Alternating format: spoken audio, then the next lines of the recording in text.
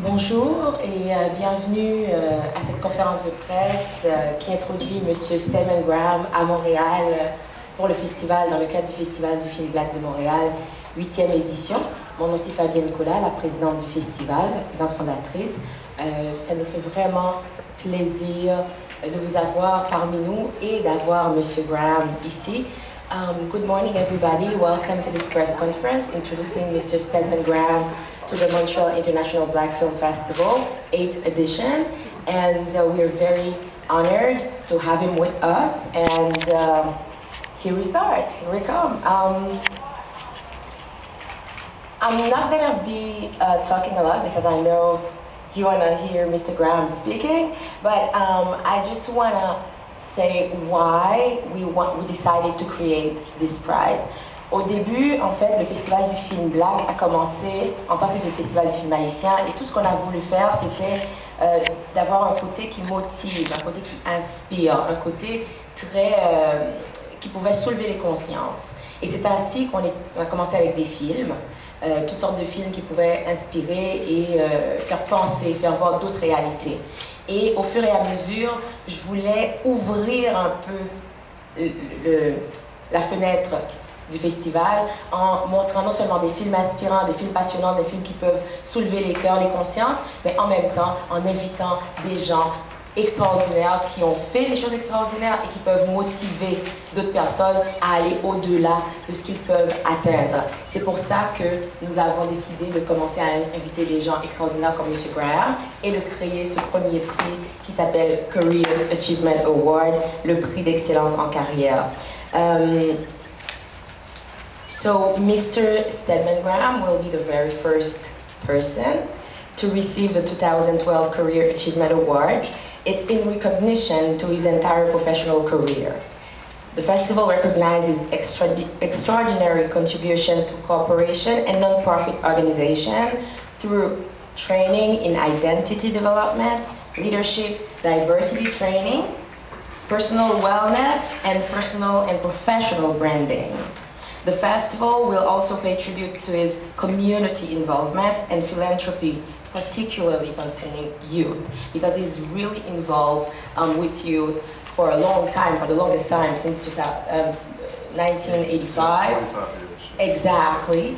And he's also deeply involved in South Africa with youth also, so this is really important for us to recognize this. But Mr. Graham, everybody knows Mr. Graham. Mr. Graham is a New York Times best-selling author. He authored over 10 books, and it's really about empowerment, identity, and success, and leadership. So,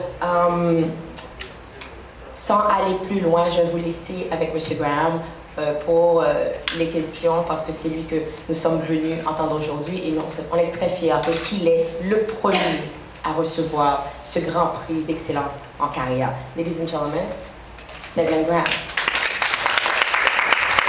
Thank you very much. First of all, it's a pleasure to be here. I am honored to receive this award, to be the first one.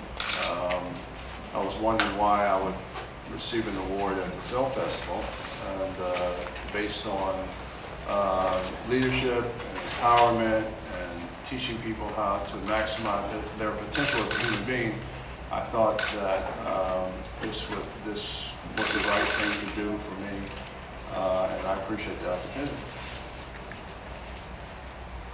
Also glad to be in Montreal, beautiful place. This is my second time being here, so it's just a wonderful, wonderful place. And got a chance to, last time I was here, ride the bike in Old Town? Yeah, Montreal. Old Montreal. And got a chance to see where the World's Fair was and all of that, so it was a great experience for me. So, glad to be here. The food was delicious. Fantastic. Should we use the microphone, Fabienne? I have a question, may I? I would like to know, because I have a very short time to ask you, I want you to tell people that are struggling today, because you struggled yourself and you established yourself, what do you have to tell these people so they can go on and have faith in their future? Well, thank you so much for that question. I try to, I speak all over the world, and I speak about identity development. And the reason I speak about identity development, because I was looking for my identity for most of my life.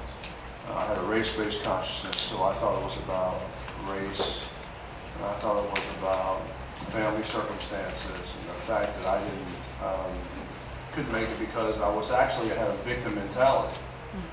And when I realized that it was really about my lack of process, my lack of thinking, my lack of being able to take information and education and make it relevant to who I am, so that I could empower myself, that was the missing piece for me. And so I created that, and a lot of people define me by all the external things, or we define ourselves by all the external things. Of course, a lot of people know my relationship with Oprah, and that's also how I was defined. And every time you step out the door, people put you in a box. And so you have all these boxes. You have the race box, you have the gender box, you have the relationship box, you have the house box, the car box, the money box, the clothes box. So all these labels that teach you or program you to believe that that's who you are. So they're socially constructed labels that people buy into. And I think millions of people buy into these labels. If you're privileged, you buy into the label. So you think that you are somebody special because you have a little bit more money, or you have parents that maybe are well-to-do. And so the ability to be able to discover yourself is not a process of having other people define you. It's a process of being able to define yourself. And oftentimes we don't have the tools to do that, because we live in a world where we wake up in the morning, we wash your face, we brush your teeth, we get something to eat, we get the kids off to school, we work all day, we come home in the afternoon, we spend time with the family, we watch TV, go to bed, maybe we dream that's Monday. What are most people doing Tuesday? Same thing. Wednesday, same thing. Thursday, same thing. Friday, same thing. Saturday, a little bit different. Sunday, a little bit different. They start the process all over again on Monday. And they get stuck in the box of doing the same thing over and over, which is basically nothing, because they've already done it. And then we forget most of what we learn in school. The educational system teaches us how to memorize and take tests, repeat information back, and then we forget it. And then we don't realize how to take that education and information and make it, and filter it and make it relevant to our growth in the 24 hours that we have, which is the only thing that makes us equal. Everybody has 24 hours. So the question is always, who are you? What is your identity? How do you self-actualize your talents, your skills, your abilities, and your passions? And so that becomes a foundation for your development. We don't teach that in our world. We teach people how to be slaves. We teach them how to be followers. And we teach them how to be consumers. So when we reverse the process of teaching people how to take information and education and learning and make it applicable to our own development every day, then we can develop a process for continuous improvement. So I created the 9-step success process as a way to teach people. And we're in the schools, so we teach this program in the schools. But I teach it to colleges. This program's coming out with the University of Phoenix to 400,000 students in October of this year in a curriculum-based program. And I've written 11 books now, and I go around the world to empower people. I just got back from LA at a California Women's Conference where I spoke to 4,000 women, and to try to get them to get beyond the label of being, defined by just the socially constructed message of the word woman, and get into where they can look at themselves as a human spirit, as a person who has unlimited ability based on their skills and their intellect and their talents. So they're not confined by other people's definition, definition of who they are.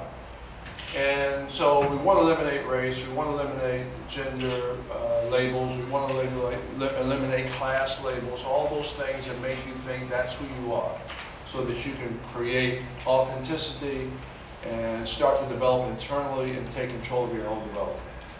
That's a long answer, but Thank you very much. Thank you. Hi, Mr. Graham.